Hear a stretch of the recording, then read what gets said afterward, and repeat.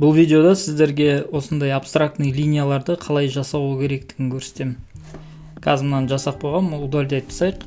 Ол үшін бізге прямая линия через двухточечная линияны аламыз.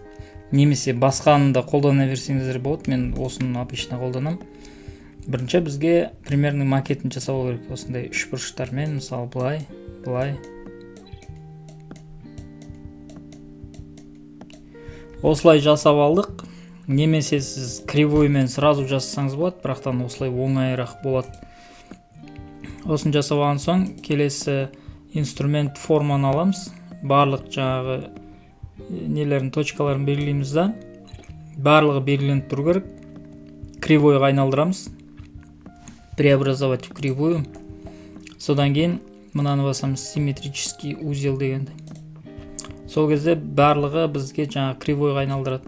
Егер сізге ұнамай жатқан жерлері болса, алып жаңағы керекті жерлерін дұрыс алсаңыз болады. Жерлер мысалы маған ұнамай тұр онша. Былайынан түзулеп қоя аласыздар примерно. Осыны копировать етіп қоясаңыз болады, немесе басқа уникальный бір не жазсаңыз да болады. Бұдан басқашы. Мысалы мына жақ мынандай дәурек болғандай мысалы. Деген сияқты. Енді бұны да тура сондай линияға айналдырамыз, кривойға. Кривойға басамыз. Симметрический узелға басамыз. Осындай бізге формаға айналады. Керекті формаға келтіріп аламыз өзімізге. Мына жерде егер ұнамайтын болса, мысалы мына жерде үлкенірек істеуге болады деген сияқты. Енді не істейміз? Бәрі оңай. Келесі бізде инструмент перетеканиені басамыз. Мына жерде ол тень, контур деген жақта перетекание деген бар. Перетеканиені аламыз. Мынау объектіден бізге мынау объектіге жүргізу керек. Мышкамен ұстап тұрамыз да мынаған жүргіземіз. Қазір дұрыс емес болып қалды.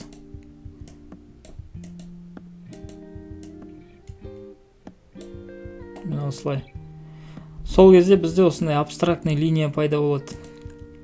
Бұл тура өз қалпында қала бермейді. Бұны қозғай берсеңіздер де болады. Мысалы, мынау астындағы жаңа нені алып, или астындағы линияны алып, мысалы.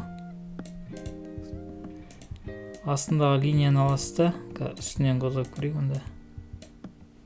Бізге ол үшін курсорды алу керек, указатель. Мысалы, былай деген сияқты. Осындай линиялар. Әрбір қозғалтқан кезде жаңа уникальный нелер пайда болады, линиялар. Мынау астындағы ұсталмай жатыр. Мынау үстінде тұрған, мынау содан кейін болу керек. Мынау бір линия болып тұр ғой.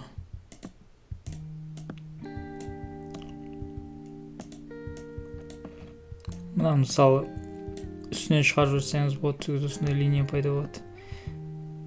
Өзіңізге ыңғайлысын, керектісін алып жасайсыз ғой мына жерде. Мысалы, мынандай сияқты әртүрлі линия. Бұны белгілеп алып цветке боясаңыз болады. Ол үшін белгісіз да, жаңағы контурын оң жағын, мышканың оң жағын басасыз, цвет керек, цвет пайда болады. Жасыл болсын, немесе өзіңіз таңдап аласыз. Және де көрдіңіз ба? Мына жерде бізде мынау жерде сарыдан қара цветке барып тұр. Жаңа градиентный заливка сияқты болып. Сондай бір эффект болып тұр да. Оны да қолдансаңыз болады. Мысалы, мынау астын бояп көрейік, қалай болады екен. Астын мынандай көкке бояйық та, үсті мынандай қызыл болып тұрады. Сонда мынандай эффект пайда болады сол кездеш. Осындай формаларды любой жаңағы бір неге қолдансаңыз болады. Артындағы фонға, мысалы, неше түрлі фондарға